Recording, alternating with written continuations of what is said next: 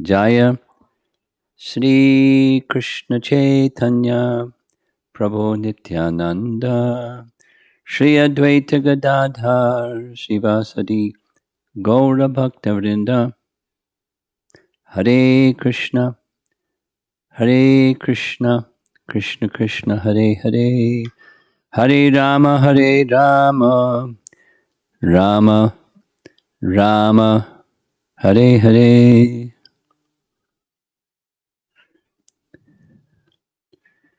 We're reaching a closure on the pastime from chapter 6 of Canto 10.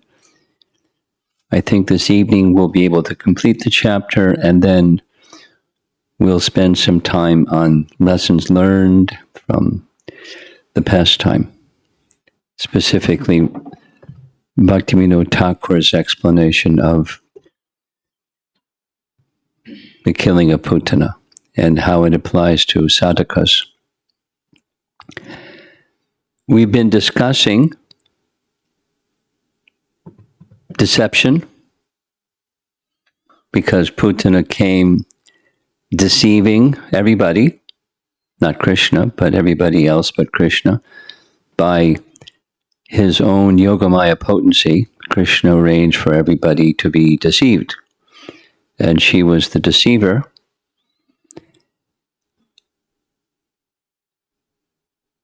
Yesterday I mentioned a text that came from Madhavananda Prabhu's Krishna Kathamrita. It's a poem by Robert Burns, so I'm going to go through that. I spent a little bit of time since the morning class yesterday. There's a portrait of Robert Burns. I don't think it was a photograph because I don't think they had photography, but you can see from the years that he lived, he didn't even live 40 years. So he was a young man, but a respected poet of his time from Scotland. And he wrote a long poem, as you see at the bottom, The Holy Fair. The Holy Fair. And this is the opening verse of that long poem. And the language is of that time and of that location, so I'm going to spend some time going over the language that he used. The bottom is part of that first verse, hypocrisy or deception, and we'll go through the verse. A robe of seeming truth and trust hid crafty observation, and secret hung with poisoned crust the dirk of defamation. A mask that, like the gorget, showed dye varying on the pigeon, and for a mantle large and broad he wrapped him in religion. Hypocrisy a la mode. Now, in America, we know a la mode in a different way than it was used at that time. A la mode means like apple pie a la mode. It's with ice cream. So that's not what his intention is. We'll go through the language. Holy Fair, according to the biographers of his life, was a common phrase at that time in the western part of Scotland for a sacramental occasion, or a ceremonious occasion, or even a religious ceremonious occasion. Holy Fair.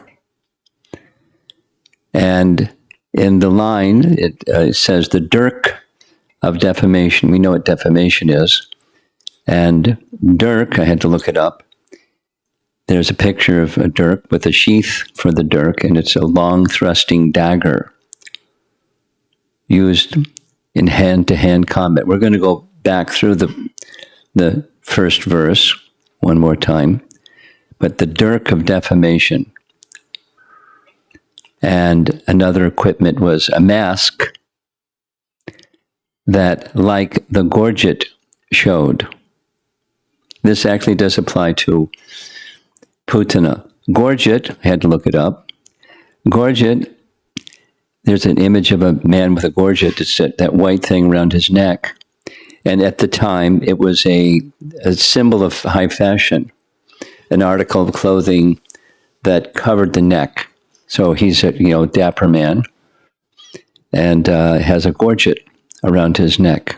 So it's as Putana decorated herself very splendidly, so much so that everyone was in awe of her beauty and her ornaments and everything. So that's a similar reference in the poem here, a gorget.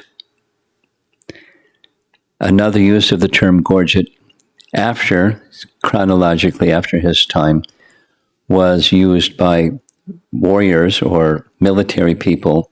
It's a metal or leather, some kind of a piece of armor for the throat, to protect the throat from gorgets, from daggers. And he mentions, like birds, so specifically pigeons have that, they have a nicely colored gorget around their neck.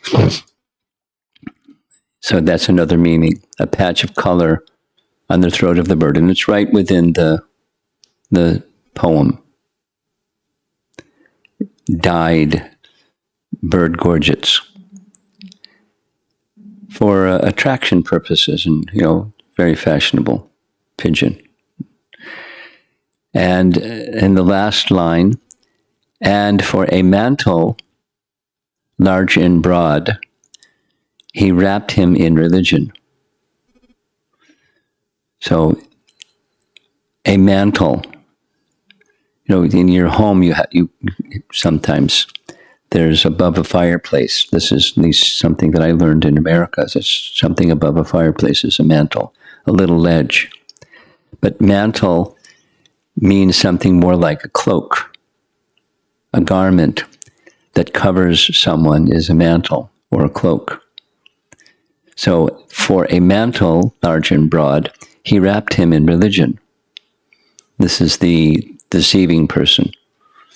Now, this is the one part that doesn't so much seem to fit Putana. All the other parts certainly fit Putana. I mean, instead of dagger, it's poison, but a means of killing. That's the deceiver. And in the final section is hypocrisy a la mode. So the meaning of a la mode at that time was a very stylish exhibition of hypocrisy. Whoever the personality is in this sacramental event is coming in a very fashionable manner of hypocrisy. And that's exactly what Putana did. She came in a very fashionable manner with her gorget, that, the decorations that she was adorned with and so forth.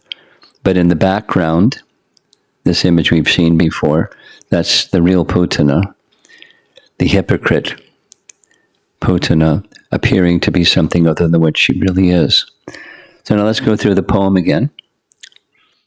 A robe of seeming truth and trust hid crafty observation, and secret hung with poisoned crust the Dirk of Defamation.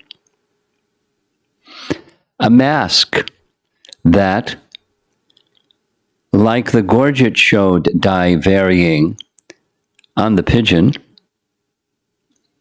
and for a mantle large and broad, he wrapped him in religion, hypocrisy, a la mode. And it's a long poem. The Holy Fair is a long poem. And this is a slide that you saw before. This is Putana's hypocrisy or deception. Putana played the part of a sweet deceiver who outwardly speaks pleasing words, but harbors cruelty within their vicious heart. So that's something like, the defamation mode. Hers was not defaming Krishna, but deceiving everybody to fulfill her purpose, her cruel purpose. A sweet deceiver. She exactly resembled a well covered with grass in order to trap a wild elephant. Her attractive form rivaled the jeweled sheath of a deadly sword. So there's the sword analogy, the dagger example in Robert Burns' poem. Although assuming the form of a desire creeper, Putana posed as a poisonous plant. So I didn't want to go into, Robert Burns, but it fits. Compliments of Madhavananda, because otherwise I never would have known that particular poem or the person or anything.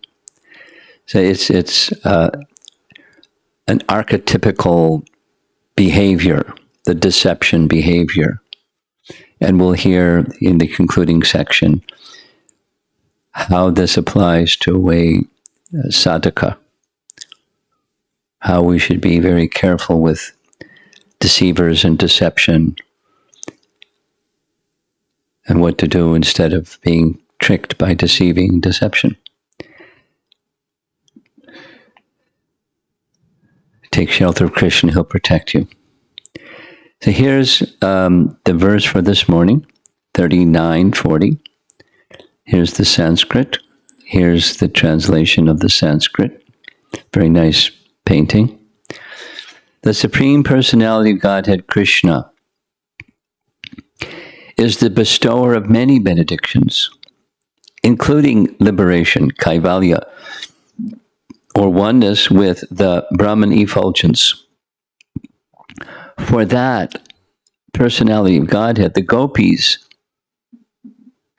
always felt maternal love, and Krishna sucked their breasts with full satisfaction. Therefore, because of their relationship as mother and son, although the Gopis were engaged in various family activities, we should never think that they returned to this material world after leaving their bodies. This is Shukadeva Goswami. One could imagine there may have been, even at his time, some speculation or some misunderstanding or something like that, that these are worldly people and they achieved a worldly destination because they're just worldly people, mothers and doing what mothers do. So the message intended is they were in a transcendental position. Krishna is the liberator of giving, one who gives liberation, so they didn't come back into some heavenly position because the word swarga is used in an earlier verse in relation to the destination of Putana.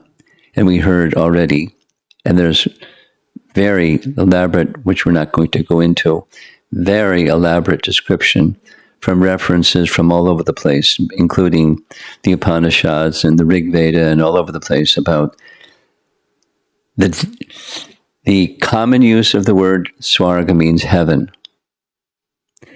However, swarga can also, and in the Upanishads, it does mean the transcendental realm. Now, if you're not a Vaishnava, you might think, oh, it means heaven. However, very, very elaborate description by acharyas that make it very clear. Swarga, commonly in the Vedas, means the transcendental realm. It's something similar, not the same, but similar to the use of the word Brahmaloka. Brahmaloka, we commonly think Brahmaloka means the abode of Lord Brahma, Brahmaloka. However, Brahmaloka also can mean, and in many cases does mean, the spiritual world, or the spiritual sky, specifically, Brahmaloka. So living entities that get liberation go to Brahmaloka, which doesn't mean they go to Lord Brahma's planet, because that's also temporary, where birth and death takes place. So let's hear some commentary. We'll start with Prabhupada's purport on this particular verse, 2 verses. The advantage of Krishna consciousness is described herein. Krishna consciousness gradually develops on the transcendental platform. One may think of Krishna as the Supreme Personality. One may think of Krishna as the Supreme Master.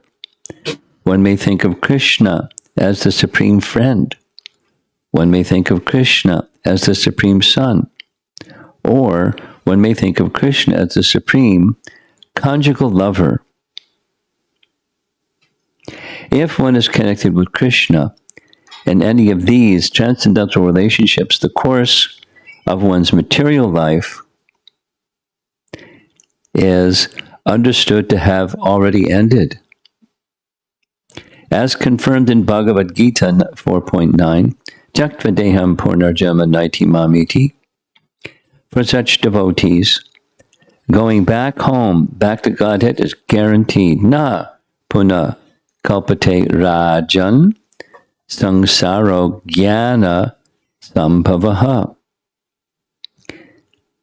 This verse also guarantees that devotees who constantly think of Krishna in a particular relationship will never return to this material world.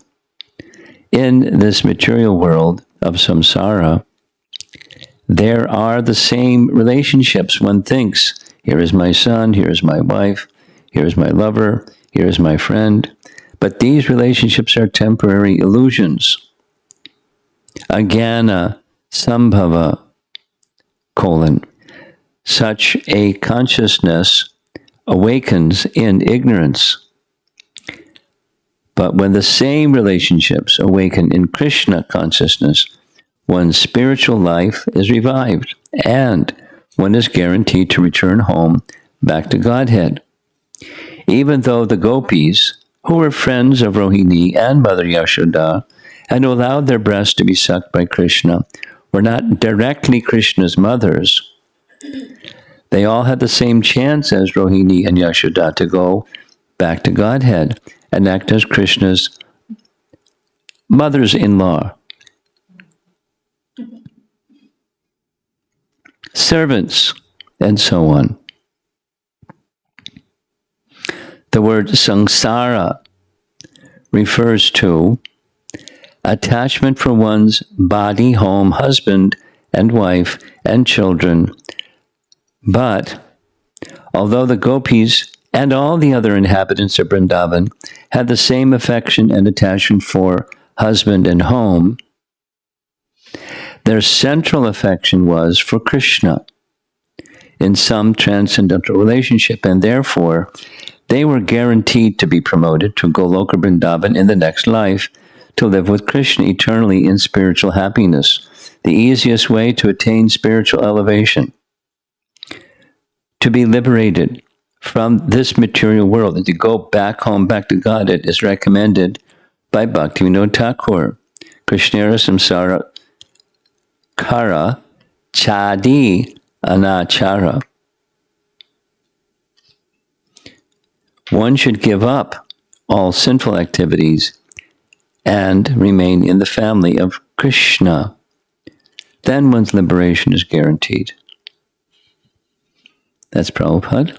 Very simple, very straightforward. And we have a few commentaries. We're going to read 4 of them. Vishwanath Chakravarti Thakur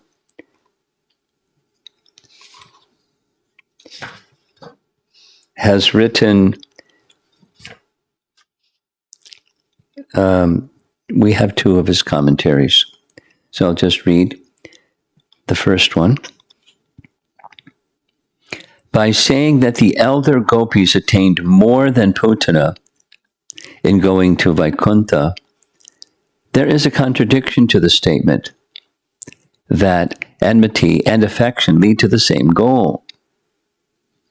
That statement, taken literally, would lead to criticism of the Lord for lack of discrimination. If it is true that the elderly Gopis attained more than Putana, who attained Vaikuntha, what did they attain?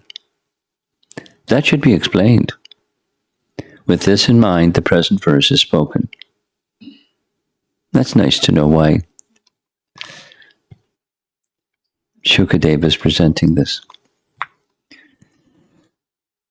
Although he is the bestower of all sorts of goals, such as liberation, he drank the breast milk with extremely rare awareness. Alam. Bhagavatam 10.14.31,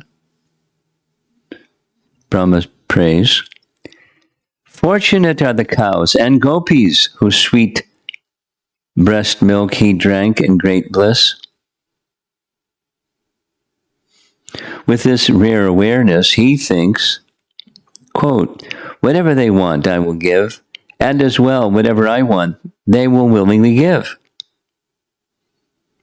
Since whatever is desired is easily attained, Krishna certainly will give to the cows and the gopis a suitable reward.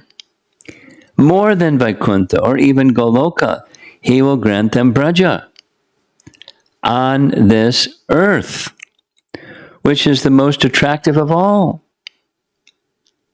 Though born as the son of Devaki, he did not drink her milk, but the milk of the gopis. Thus, by mentioning Krishna as Devaki Putra in this verse, there is the implication that the gopis were more attractive to him. One should not think that he bestowed on them liberation from samsara, for already they had no material bondage. There is no bondage for those engaged in the Lord's service. That is for those attached to house, husband, and sons. Krishna drank from the breasts of the bodies of these gopis. He played in their houses. Krishna's father was their husband. Krishna was their son. This attachment did not breed samsara. That is the intent of verse 40. Sutekshana in this verse means they looked on him as their son. For them, samsara did not incur. Na puna kalpate.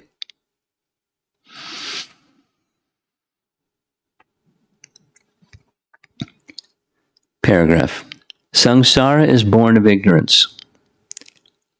By the Jnani's knowledge of Brahman, samsara ceases. However, better than this is the Shantabhakta's realization of Bhagavan as Brahman. Better than that, however, is the Dasya Bhakta who realizes the Lord as his master. But by that, the Lord becomes controlled. Superior to that is the Sakya Bhakta who realizes the Lord as friend. Higher than that is the Vatsalya Bhakti, who realizes the Lord as a son, mentioned in this verse. Here there is gradation of release from samsara according to the degree of surrender of the Lord to the devotee, not the other way around. Vishwanath ki jai.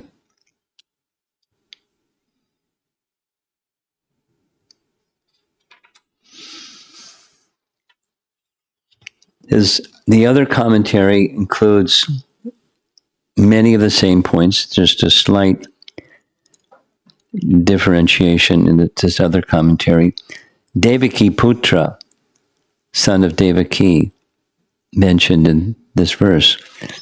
By mentioning Krishna as Devaki Putra in this verse, it is implied that the gopis were more attractive to him. Samsaro, birth and death cycle, One should not think that Krishna liberated the gopis from samsara, for already they had no material bondage. There is no bondage for those engaged in the Lord's service. Similar points. Okay, we'll go on to Jiva Goswami, then Sanatana Goswami, and that's it for this morning. 2 verses clarify the meaning of svargam, mentioned in the previous verse. The Lord gives all benedictions, including liberation.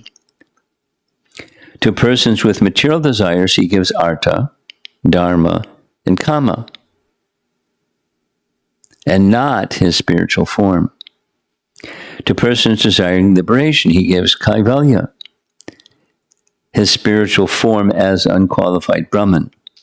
Interesting. His spiritual form as unqualified Brahman. With attainment of identity with the Lord, without realization of Bhagavan with qualities. Bhagavan gives to devotees realization of his form as Bhagavan, but not his form as a son, which evokes special possessiveness and special prema. He was the son of Devaki by birth only, referring to Canto 10, Chapter 8, towards the end, this glorification of Yashoda and Nanda. Although Krishna was so pleased with Vasudeva and Devaki that he descended as her son, they could not enjoy Krishna's magnanimous childhood pastimes. But Devaki did not care for Krishna in the praiseworthy mood of Yashoda. He drank excessively, the milk of the cows and gopis, which flowed with parental affection. Thus the cows and gopis are shown to have the deepest and most abundant affection. And then he quotes this really celebrated verse, our acharyas, Jiva Goswami in particular, but many of them really like this verse, this Krita Punya Punja verse. This is chapter 12, where after narrating what the boys do when they go out to herd the calves every day, this is before the Aghasura demon appears on the scene. Just before he appears on the scene comes this itam satam brahmasukhanubhrutya dasyam gatanam paradaivatena maya shatanam naradarakena sakham, the cowherd boys, vijahru kritapunya punja. The translation here. Neither those who are engaged in self-realization, appreciating the Brahman effulgence of the Lord, Brahmasuk, nor those engaged in devotional service while accepting the Supreme Lord as Master, Dasya Bhakti, nor those who are under the clutches of Maya, thinking the Lord as an ordinary person, can understand that certain exalted personalities, after accumulating volumes of pious activities, are now playing with the Lord in friendship as cowherd boys. Samsara producing ignorance will not occur for them, cowherd boys, since they have far surpassed jnana. They cannot be touched by samsara because the pure devotee is most rare. Such devotees is rarer than the jnani. And then comes a verse from Canto 6.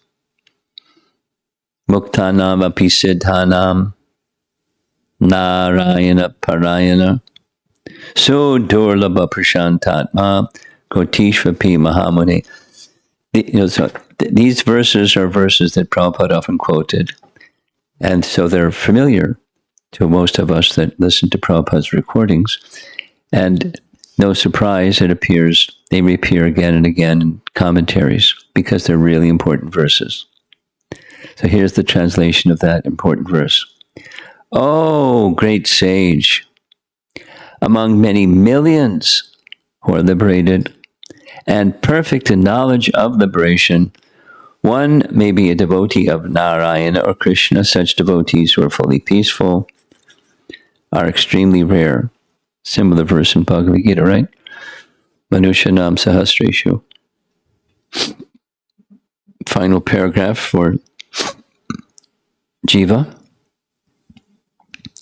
They have constant devotion to Krishna as a son. The verse that we read. This means that Krishna is constantly with them because of their devotion. Shukadeva addresses the king. O King Rajan, existing Rajate with correct knowledge of the Lord, please understand correctly. One should therefore understand that Swargam, mentioned in the previous verse, is a non-material place, since it is modified by Janani Gatim, or the position of a mother, which is beyond the material realm, as explained in this verse. So Jiva is supporting this idea that we heard yesterday or the other day, that Vishwanath was laying the case that Putana didn't become a mother. She went to the place where Mother Yasoda resides, Janani Gatim. And she achieved a position like a nurse, but it wasn't really a nurse in the full sense of what nurses do. She assisted the nurses or whatever. She had a form like a nurse and did some things like a nurse, but she didn't have that same confidential parental affection that the Gopis who fed Krishna regularly achieved in the spiritual realm. She achieved a lesser position than them.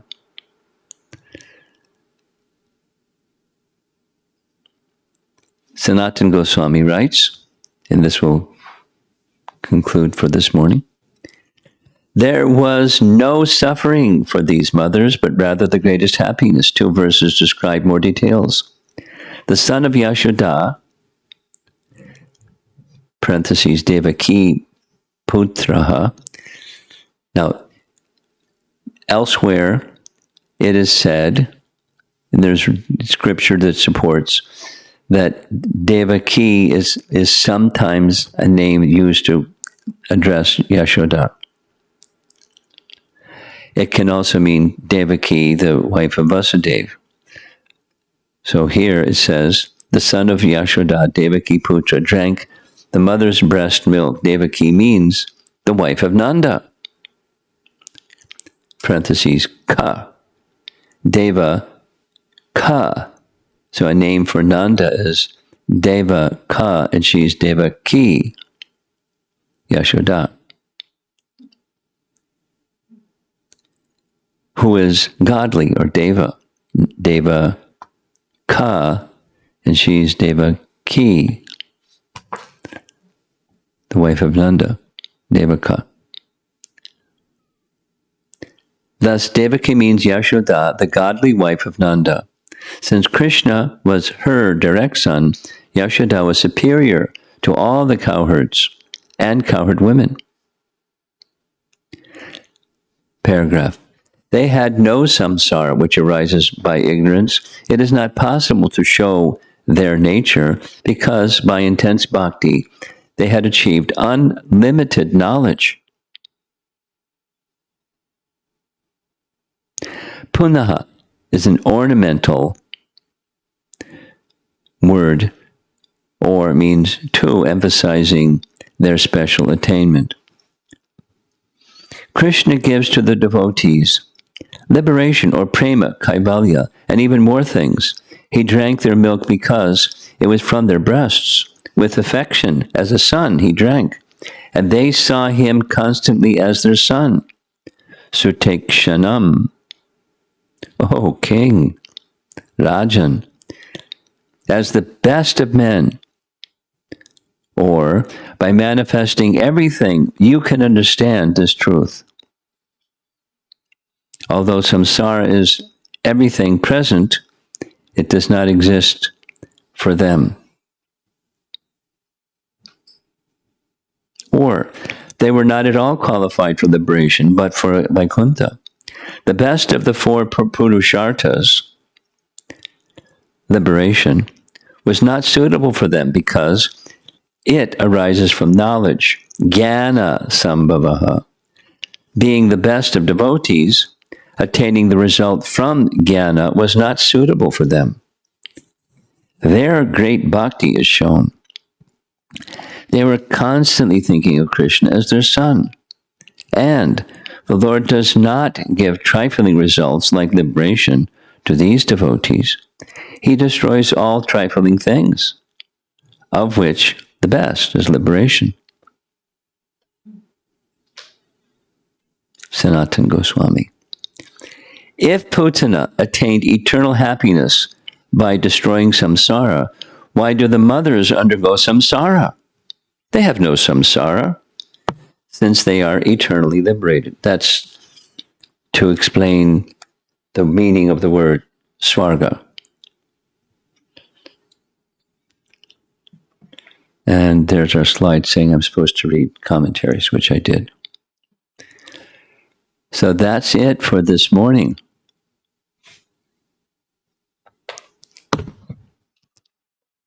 Along with hearing Robert Burns, we heard our acharyas describing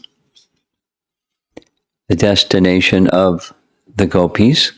So we're getting this something very similar. The manner is different, but something very similar to Brihat Bhagavatamrita. Naturally, Sanatana Goswami takes a cue from the Bhagavatam, describing the comparative, best, good, better, best, and superlative. So as far as Vatsalya Rasa is concerned, again, increasing my English vocabulary, their filial love.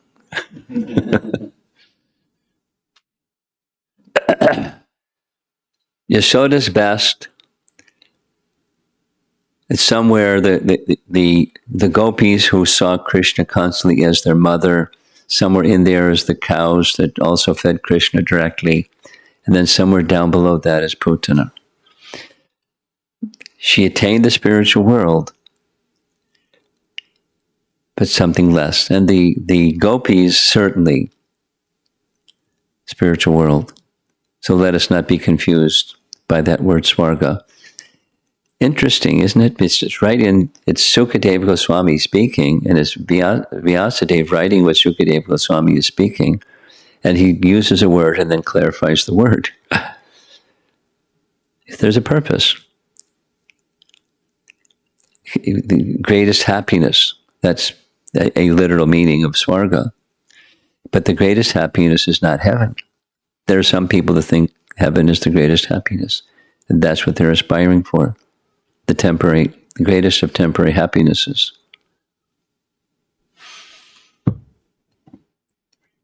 It's subtle. It's poetic. At the same time, it's very clear. We spend time particularly hearing from our acharyas, and it becomes very clear. The poetry of the Bhagavatam. Now let's see if there's some discussion. Wednesday morning at 8:16.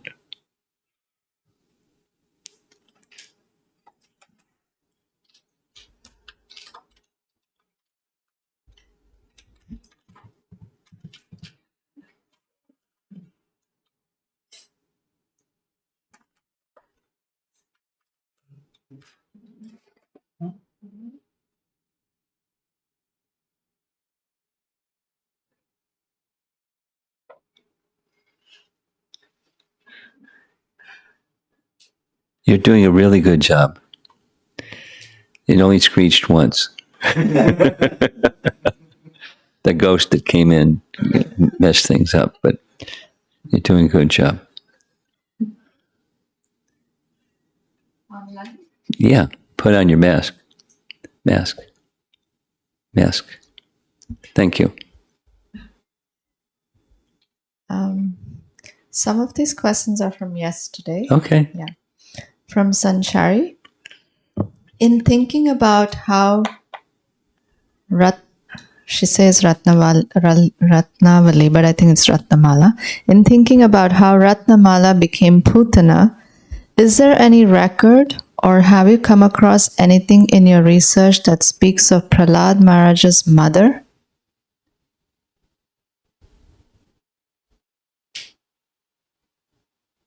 Mean her name? You certainly had a mother.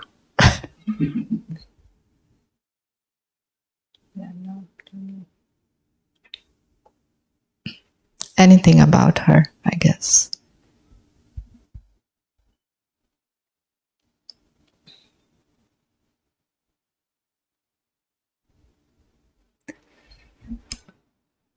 Let me dial in my memory banks here.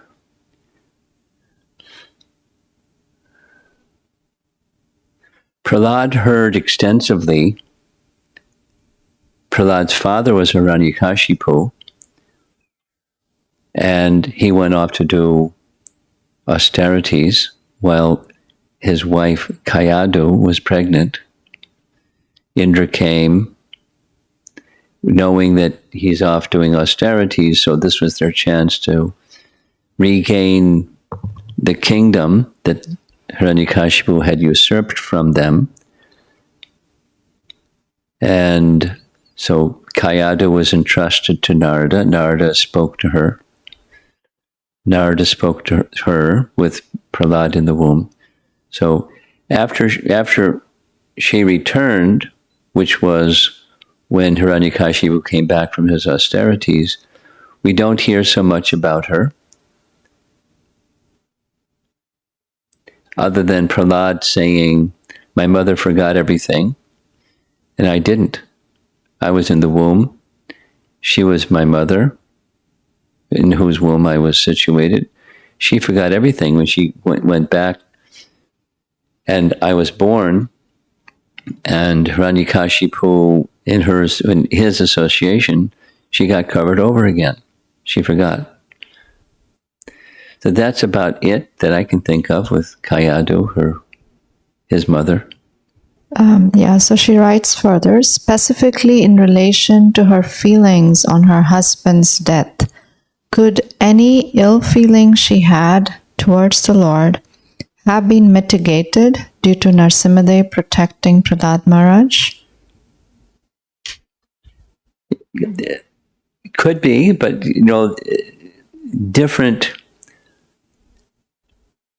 different wives and different mothers react differently. So could be is it could be, but we don't have any information one way or the other.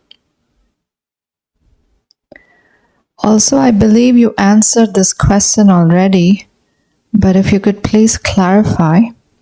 Does the Putana Leela happen in every appearance of the Lord? Yes. If so, in thinking about the other nurses in Goloka Vrindavan, or the other personalities who still attain Goloka, but aren't in the more or most fortunate positions, can it be concluded that they might have also been in the same category as Putana? That's interesting speculation. But according to our Acharya, according to Jiva Goswami and Vishwanath Chakravarti Thakur, the answer is no. These personalities who are, their names are given Ambika, and I guess the other one starts with a K. Forget the other one. But their name, those two names are mentioned, and they're actually Mother Yasoda's nurses that feed Krishna in Goloka, in Krishna Loka. And they're not, they're eternal associates of hers.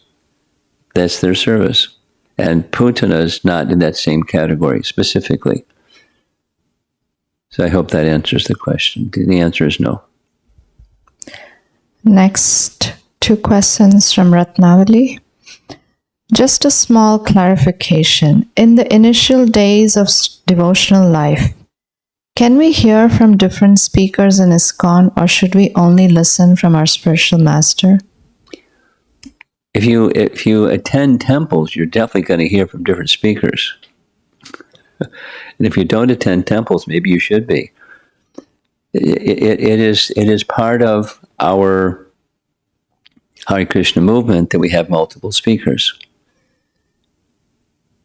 Having said that, especially in the beginning, one should hear from Prabhupada primarily, and then in course of time, Prabhupada and one's spiritual master, because the reason being, if you hear from multiple sources, you can get confused, because multiple sources might say something or emphasize something or other, and an immature devotee can get confused.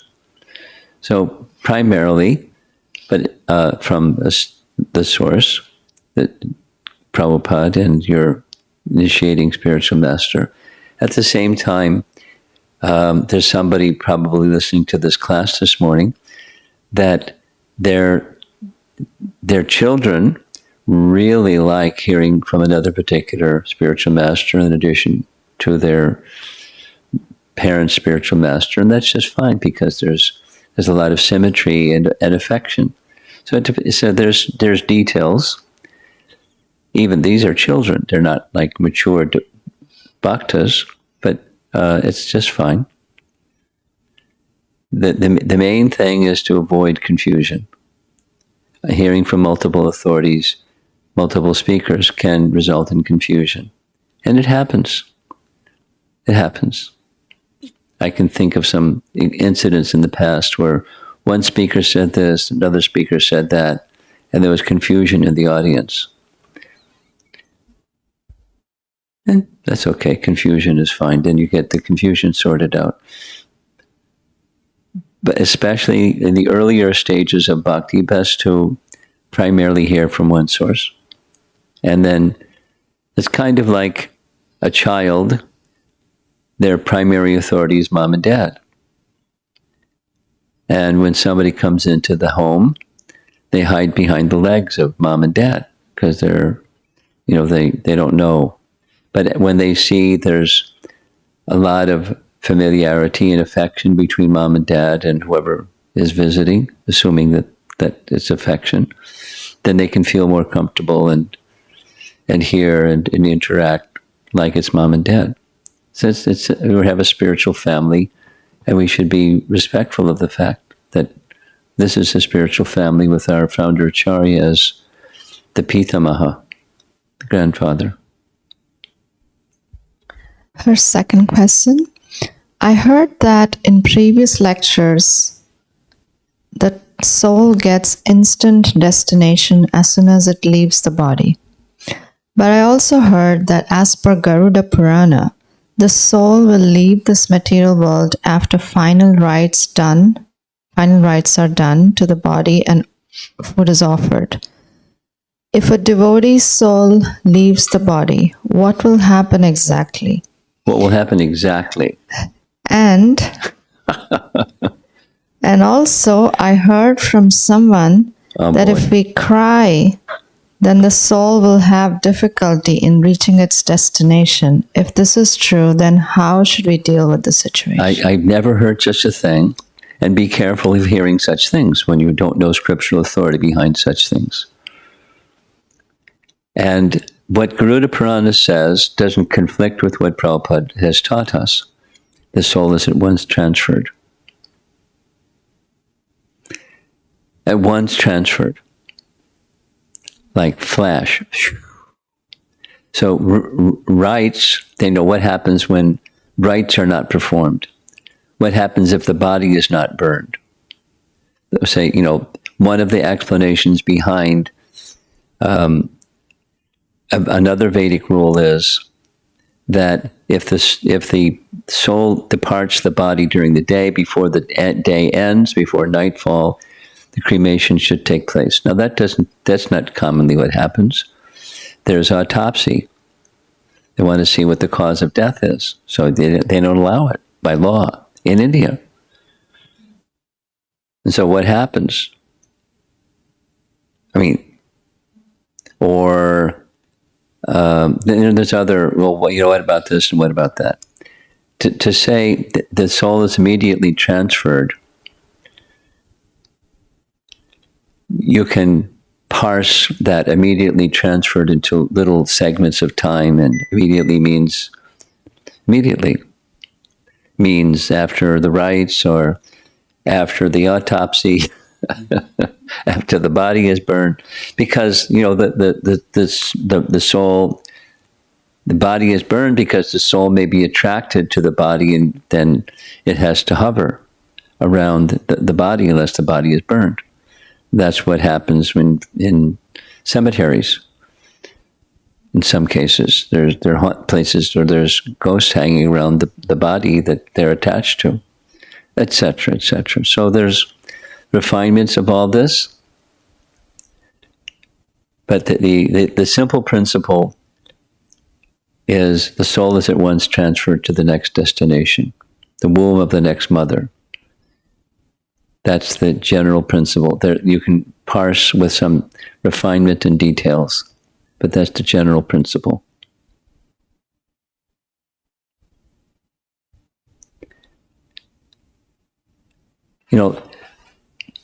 I'll say one other thing related to this, and that is the passage of time in our mortal realm is not the same as the passage of time in the heavenly realm. And going the other direction, the passage of time in our mortal realm is not the same as passage of time in the subtle realm. Like, for example, souls that are very sinful go to the court of Yamaraj. And they have to endure some sinful reaction before they take their next body. That's on the subtle plane. And it can be, it's a subtle plane suffering.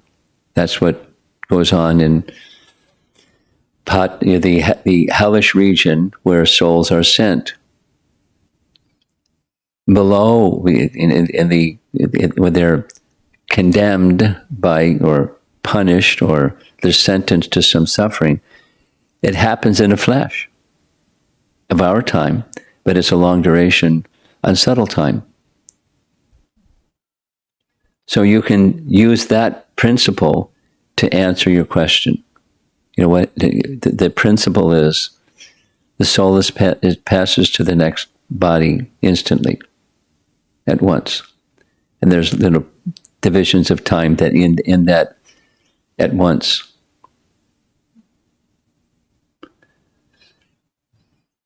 Next, I don't want to go over that some more. Next is from Amara.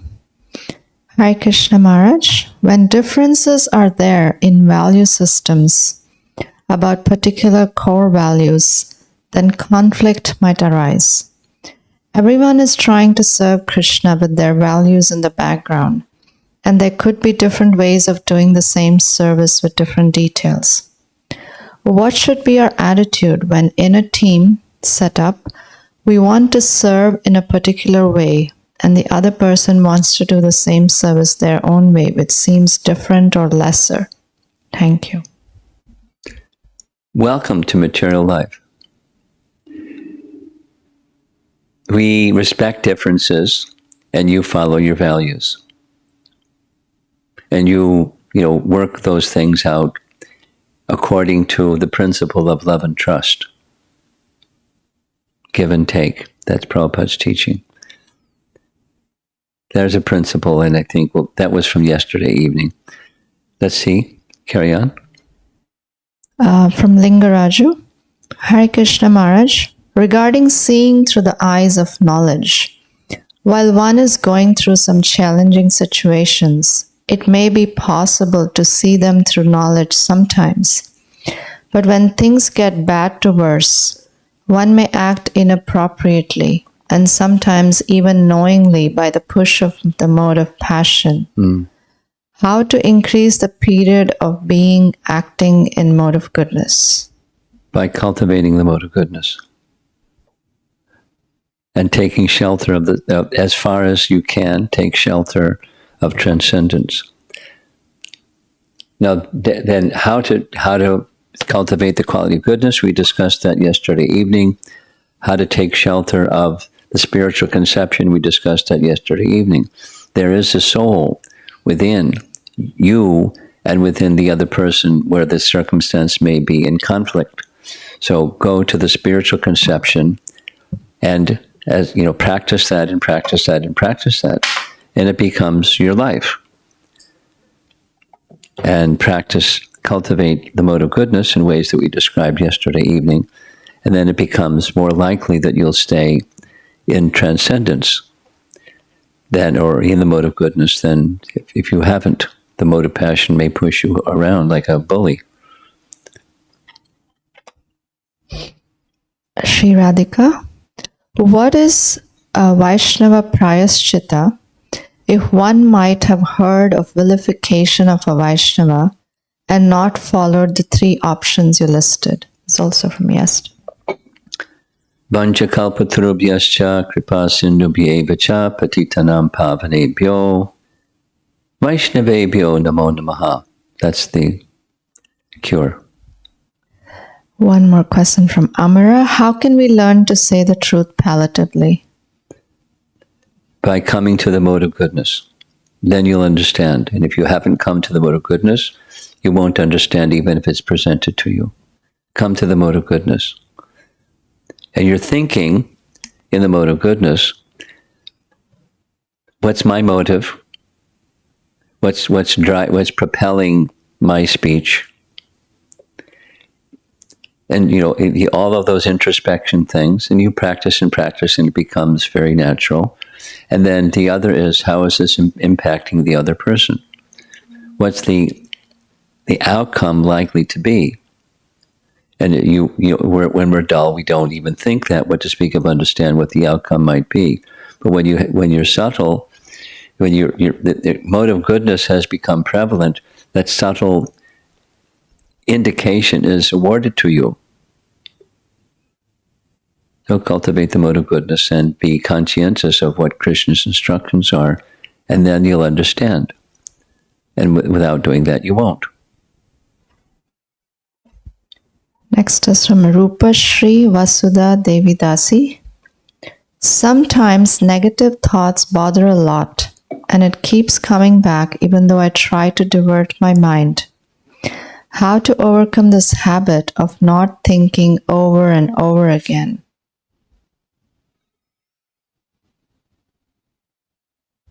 Similar question as our discussion yesterday evening.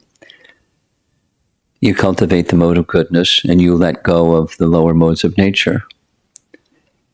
And that's the mode cultivation portion. And then direct your attention to transcendence.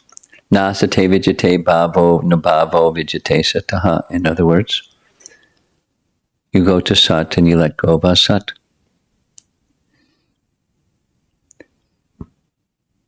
That's our principle. You practice and practice principle, and you'll have a realization of how to do that. Go ahead. Chinmay Desai. Maharaj, what was meant when it was mentioned that Rohini became mother-in-law in the abode? I don't know. I was puzzling that myself.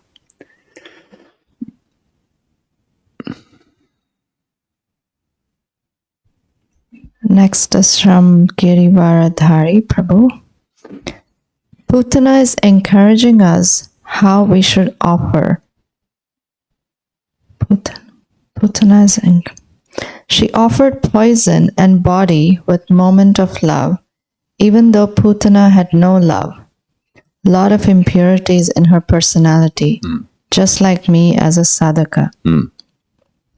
How and when will I get that sweet moment of love in my service?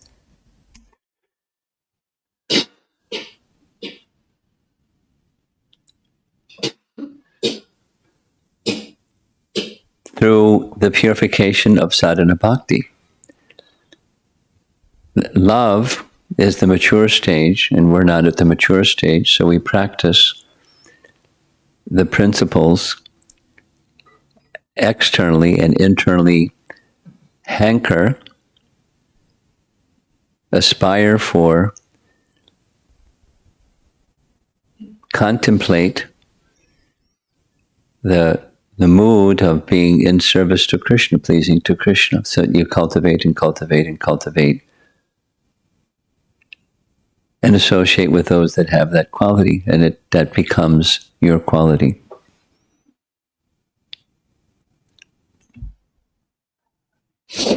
Next is a comment from Ruchira Mataji. Hare Krishna. Here is Hare Krishna Guru Maharaj. Here's one realization that I wanted to share. As I hear and learn about the Putana Leela from you, I am overwhelmed with how very merciful our Lord is, and I'm encouraged to hear more regularly, chant more attentively, and serve consciously with the intention to please Krishna and his dearmost devotees. Another realization from the churning of this Leela is extreme gratitude to Srila Prabhupada, to you, Guru Maharaj, and to all the devotees who have introduced me to this wonderfully merciful and loving Lord and are helping me stay on the path. Param Vijayate Shri Krishna Sankirtanam. Next question is from Radha Kunja Bihari Prabhu. Just like the gopis who treated Krishna in motherly love attained the supreme abode, did the three wives of Dashrath Maharaj attain the supreme abode? Does Dashrath attain the supreme abode? The three wives of Dashrath. The three wives. The three wives of Dashrath. Well, not only they attain, they're eternal associates of Lord Ram. They don't really have to attain anything. Now, yeah, that's sufficient. There's a little esoteric detail that comes in Ramayana. In Valmiki Ramayana, we find a very, very, I find it curious and interesting situation. After Ravana is killed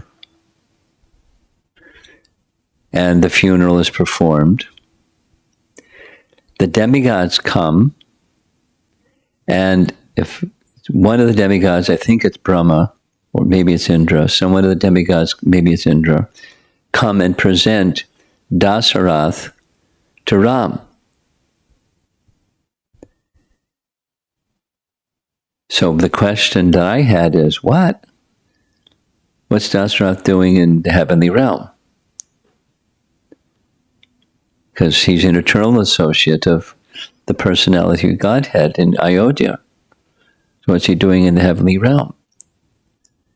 And the commentators answer, one of the answers is, because he didn't do what Vasudeva did. What Vasudeva did is he gave his word, he's on a Kundandubi, and he gave his word, all my children, and he didn't give Krishna to Kamsa. He did what he did. He took Krishna across the river and made believe that the female child was the eighth child of Devaki. That's what Vasudeva did. But Dasarath didn't.